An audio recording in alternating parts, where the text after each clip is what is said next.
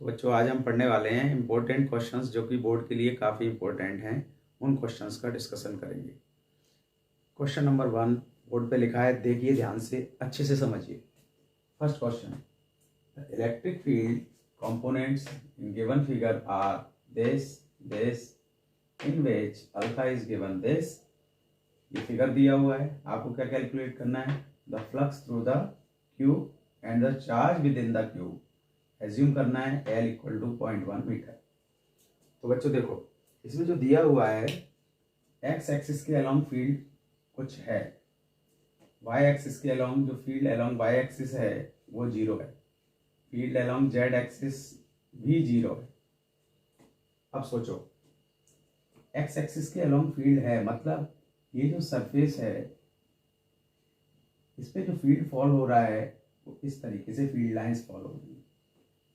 दूसरी वाली ये वाली सरफेस, इधर वाली सरफेस है, उस पर भी फील्ड की डायरेक्शन इधर है। बट बच्चों ध्यान देने वाली बात यह है कि इस सरफेस से जो फील्ड है वो मान लिया हमने E1 है और इधर वाली सरफेस से जो फील्ड है वो E2 है। ये चेंज होगा, क्यों होगा? क्योंकि ये डिस्टेंस पे डिपेंड करता है। एक्स एक्सिस के अलोंग जो डिस्टेंस है उस पर डिपेंड करता है फील्ड, इसलिए यहाँ फील्ड कुछ और होगा, यहाँ कुछ और होगा। दूसरी बात, इसमें जो सरफेस एरिया है, सरफेस एरिया हमेशा सरफेस एरिया की नॉर्मल जो यूनिट वेक्टर हम बनाते हैं वो इधर एन कैप होगा और इधर एन कैप ये होगा। ओके, तो एरिया वेक्टर जो है इसका जो एरिया होगा इस फेस का वो area a equal to l into l, that is l square होगा। इस फेस का भी एरिया कितना होगा बेटा? इसका भी area a equal to l square होगा। एरिया वेक्टर इस सरफेस की अगर हम बात करें तो एरिया वेक्टर और फील्ड के बीच में यहाँ पे जो थीटा बनेगा वो एंगल 0 बनेगा। इस सरफेस की बात करोगे तो फील्ड लाइंस इधर, एरिया वेक्टर इधर, थीटा यहाँ 180 बनेगा। सबसे पहले हमें एंगल पहचानना। रिमेनिंग 4 जो सरफेसेस हैं उनका एरिया वेक्टर और फील्ड की डायरेक्शन के बीच में जो थीटा है वो 90 डिग्री है, इसलिए रिमेनिंग 4 जो फेसेस हैं उनसे लिंक फ्लक्स 0 होगा। ओके, क्योंकि जेड एक्सिस के अलोंग फील्ड 0 और वाई एक्सिस के अलोंग फील्ड 0। तो कैसे करें बच्चों इसको? तो सबसे पहले हम फर्स्ट सरफेस से लिंक फील्ड निकालते हैं कि इस सरफेस से जो फील्ड लाइंस फॉलो हो रही हैं उस फील्ड की का मैग्नीट्यूड क्या है। तो क्या बच्चों, field E equals to E1 equals to alpha x1 की पावर 1/2 से अगर देखें तो अल्फा की वैल्यू आपको जो पुट करनी है वो 600 newton per coulomb metre raise to power 1/2 आपको गिवन है। ये जो है फील्ड का मैं अल्फा की वैल्यू हम पुट करेंगे और यहाँ से जो सर डिस्टेंस है इस फेस का वो L है, तो अल्फा L की पावर 1/2। तो यहाँ से बच्चों अल्फा इंटू L की जगह आपको 0.1 पुट करना है, इसकी पावर 1/2 करिए और अल्फा की वैल्यू 600 पुट करिए। 600 into 0.1 in raise to power 1/2, ये आ गया फील्ड E1। ठीक है, यहाँ पे जो फील्ड आएगा, दूसरा फील्ड E2 के लिए क्या करोगे? E2 के लिए यहाँ से जो सेकंड फेस है उसका जो डिस्टेंस है वो 2L होगा। तो यहाँ 2L डिस्टेंस मतलब इसको 2 से मल्टीप्लाई करिए तो 0.2, तो ये आएगा 600 इंटू 0.2 रेज टू पावर 1/2। ठीक, अब इस सरफेस से लिंक फ्लक्स φ1, अगर हम इससे लिंक फ्लक्स φ1 मान लेते हैं, इससे लिंक फ्लक्स φ2 मान लेते हैं, तो बेटा φ1 इक्वल्स टू क्या बनेगा? φ1 equal to electric field E dot S dot into dot लगाया मैंने, E S cos थीटा लगा सकते हैं। तो ये जो थीटा है 180 डिग्री है, flux φ equals to minus ES होगा। इलेक्ट्रिक फील्ड की वैल्यू आप यहाँ से पुट करोगे 600 into 0.1 raise to power 1/2 surface area L square means 0.1 का स्क्वायर 0.1 रेज टू पावर 2। ये फर्स्ट फ्लक्स हो गया, ये नेगेटिव आ रहा है। दूसरा flux φ2 equals to minus 600 into point ये जो 0.2 raise to power 1/2 into area, same area 0.1 square. Okay, so flux φ1 φ2 ये पॉजिटिव आएगा φ2, क्योंकि यहाँ जो एंगल है थीटा 0 डिग्री है, फ्लक्स पॉजिटिव आ गया। एक फ्लक्स इससे लिंक नेगेटिव, इससे लिंक पॉजिटिव, तो नेट फ्लक्स जो बनेगा बच्चों फाई नेट इक्वल टू क्या बनेगा, इसमें से इसको माइनस कर लीजिए, दोनों सब्ट्रैक्ट हो जाएंगे, या जब हम दोनों को प्लस करेंगे तो phi one plus phi two, ये टोटल फ्लक्स, ये नेगेटिव है ये पॉजिटिव है, नेट फ्लक्स आप कैलकुलेट कर सकते हो। तो पहला क्वेश्चन आपका फर्स्ट पार्ट इसका सॉल्व करके सिंप्लीफाई करके आप phi one plus phi two की वैल्यू यहाँ से फाइंड कर सकते हो। दूसरा, charge within the cube, इसके अंदर चार्ज कितना होगा, तो इसके लिए बच्चों गॉसेस थ्योरम लगाओ। गॉसेस थ्योरम से क्या होता है, अकॉर्डिंग टू गॉसेस थ्योरम जो फ्लक्स लिंक्ड होता है वो charge inside divided by epsilon naught होता है, तो इसमें Q inside equal to phi into epsilon naught, जो नेट वैल्यू फ्लक्स की आएगी उसकी वैल्यू कैलकुलेट करके आप एप्सिलॉन नॉट से इंटू करेंगे और चार्ज आ जाएगा जो इसके अंदर है। कैलकुलेशन आप खुद कर सकते हो। नेक्स्ट क्वेश्चन है बच्चों, two large thin plate metal plates are parallel and close to each other. Two large plates, मान लीजिए हमने एक प्लेट ही है, दूसरी प्लेट ही है। Inner faces, the plates have surface charge densities of opposite sign and of magnitude this. इस surface की surface charge density जो गिवन है उसको आप सिग्मा कंसिडर कर लीजिए। एक प्लेट, इस पर मान लीजिए प्लस का चार्ज है, प्लस के चार्ज की वजह से इसकी surface charge density plus sigma. दूसरा नेगेटिव चार्ज प्लेट है और इसकी surface charge density minus sigma. Minus sigma मतलब -17 इंटू 10⁻²2। अब बच्चों देखो, हमने गॉसेस थ्योरम में पढ़ा है, हमें फाइंड क्या करना है, इसमें फाइंड करना है व्हाट इज ई। ई की वैल्यू क्या है, फील्ड की वैल्यू क्या है, कहाँ पे, to find the to the left of the plates. ये दोनों प्लेट्स हैं, प्लेट्स के लेफ्ट में, दोनों की लेफ्ट साइड ही होगी लेफ्ट। दूसरा, to the right of the plates, इन दोनों प्लेट्स का राइट ये आ गया। Okay, third one between the plates, ये बिटवीन हो गया। इन तीनों जगह पर हमें जो है फील्ड का मैग्नीट्यूड फाइंड करना है। तो कैसे करते हैं बच्चों, हमने देखा था इसकी वजह से इस जगह पे फील्ड जो होगा उसकी डायरेक्शन इधर होगी इस साइड, और नेगेटिव चार्ज की वजह से फील्ड इधर होगा। नेगेटिव चार्ज की वजह से जो फील्ड होगा उसका magnitude sigma upon epsilon not. अगर ये थिन शीट है तो 2 एप्सिलॉन नॉट, और इसकी वजह से जो इधर फील्ड होगा उसका भी magnitude sigma upon 2 epsilon not होगा। दोनों मिलके ये 0 आएगा। सिमिलरली इस नेगेटिव प्लेट की वजह से फील्ड इधर सिग्मा अपॉन 2 एप्सिलॉन नॉट, और इस पॉजिटिव प्लेट की वजह से फील्ड इधर सिग्मा अपॉन 2 एप्सिलॉन नॉट। दोनों को प्लस करो तो यहाँ पे भी फील्ड 0 आएगा। तो बच्चों राइट में और लेफ्ट में फील्ड का मैग्नीट्यूड 0 होगा। बिटवीन द प्लेट्स, इसकी वजह से फील्ड की डायरेक्शन इधर और इसकी वजह से भी इधर, तो यहाँ फील्ड प्लस हो जाएगा। तो नेट फील्ड आपका sigma upon 2 epsilon not plus sigma upon 2 epsilon not मिलके सिग्मा अपॉन एप्सिलॉन नॉट आएगा।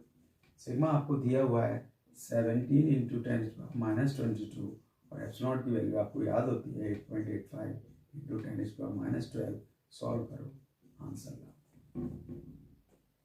बच्चों, a point charge of 20 microcoulomb is at the center of a cubical Gaussian surface 9 centimeter on edge. What is the net electric flux through the surface? एक cubicle Gaussian surface है, cubicle Gaussian surface, ये मान लीजिए cubicle Gaussian surface है। इसके centre पे कोई charge रखा हुआ है। इस चार्ज का मैग्नीट्यूड आपको दिया है 20 microcoulomb, 20 10⁻6 coulomb, it is the charge. अब आपसे पूछा है इसकी जो एज है वो 9 सेंटीमीटर की है, सारे किनारे 9 सेंटीमीटर की। ठीक, electric flux through the surface, अब इसमें बात की गई है electric flux through the surface. अगर हम सारी सरफेसेस से लिंक फ्लक्स निकालना चाहते हैं तो flux link with all surfaces, all 6 surfaces जो होगा वो Q inside divided by epsilon not होगा गॉसेस थ्योरम से। Q की वैल्यू आपको गिवन है 20 इंटू 10⁻6 और एप्सिलॉन नॉट 8.85 इंटू 10⁻12। कितना कूलम चार्ज आएगा ना, फ्लक्स होगा 6 सरफेसेस से लिंक फ्लक्स, ये होगा। अब बच्चों अगर आपको एक सरफेस से लिंक फ्लक्स निकालना है तो एक सरफेस से लिंक फ्लक्स के लिए क्या करोगे, इसको 6 से डिवाइड करोगे, तो flux link with one surface equal to 20 into 10⁻⁶ divided by 6, 8.85 into 10⁻12। Okay, यहाँ बच्चों ध्यान देने वाली बात यह है कि अगर इसकी जो लेंथ है 9 सेंटीमीटर ना भी दी हो तो लेंथ का इस पर कोई फर्क पड़ने वाला नहीं है। अगर ये 9 की जगह 18 हो, 10 हो या 5 हो तो इसका कोई अंतर नहीं आएगा, क्योंकि फ्लक्स केवल चार्ज इनसाइड और एप्सिलॉन नॉट को डिवाइड करते हैं, उससे हमें मिलता है। क्वेश्चन एनसीईआरटी में आपको दिया हुआ है, अगर मान लीजिए कोई एक स्क्वायर शेप है, ये क्वेश्चन, इसके अलावा दूसरा क्वेश्चन ऐसे भी बन सकता है, इसके सेंटर से अगर यहाँ पे कोई चार्ज रखा हुआ है तो इस सरफेस से लिंक फ्लक्स कितना होगा। तो बच्चों हम क्या करते हैं, इसको इसी तरह से क्यूबिकल बॉक्स के अंदर हम क्लोज कर लेते हैं। 6 के लिए 6 सरफेस से लिंक फ्लक्स इतना आता है, तो एक से लिंक फ्लक्स जो है वो हम इस फॉर्मूले से 6 से डिवाइड करके कैलकुलेट कर सकते हैं। नेक्स्ट क्वेश्चन है बच्चों, an infinite line charge produces a field of 9 into 10⁴ Newton per coulomb at a distance of 2 centimeter. Calculate linear charge density. एक infinite long charge conductor, infinite long,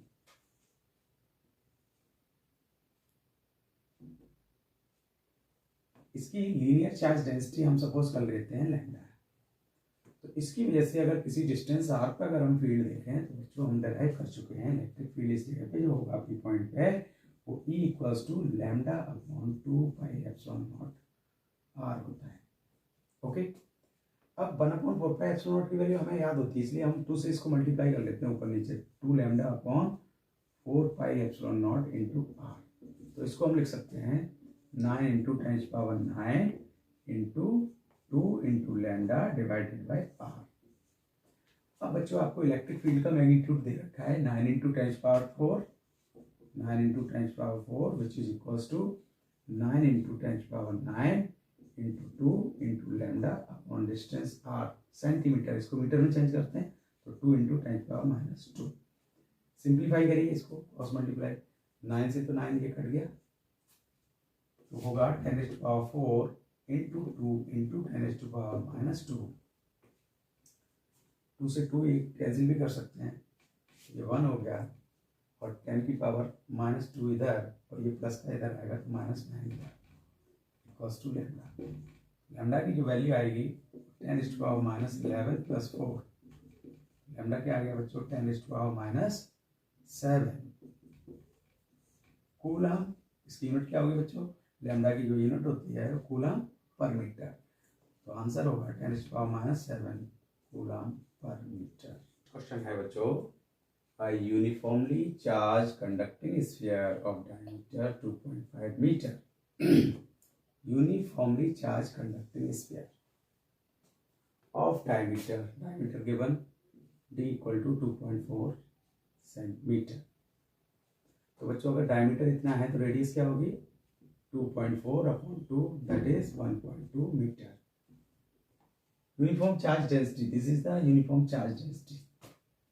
surface charge density sigma equals to 80 microcoulomb per metre square, 80 into 10⁻⁶ coulomb per metre square, it is the surface charge density.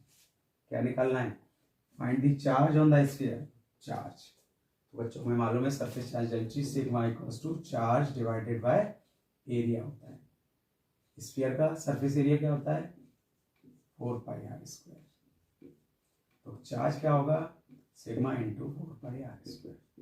Sigma की value दी हुई है 4π, 80 into 10⁻⁶ into 4π की value 3.14 put करिए, radius square 1.2 का square करिए, simplify करके multiply करके answer निकालिए। दूसरा part, what is the total electric flux leaving the surface of the sphere. Flux, तो फ्लक्स कैसे निकालते हैं, फ्लक्स सेकंड पार्ट में आपको फ्लक्स निकालना है, तो flux phi equals to Q/ε0। तो तो जितना चार्ज आएगा उस चार्ज की वैल्यू को हमें एप्सिलॉन नॉट से डिवाइड करना है, उतना ही फ्लक्स इससे लीक होगा। तो बच्चों आज की वीडियो में हमने कुछ क्वेश्चंस जो है इंपॉर्टेंट क्वेश्चंस डिस्कस किए। अगले वीडियो में फिर से हम कुछ इंपॉर्टेंट क्वेश्चंस लेके आएंगे, उसका वेट करिए। नमस्कार।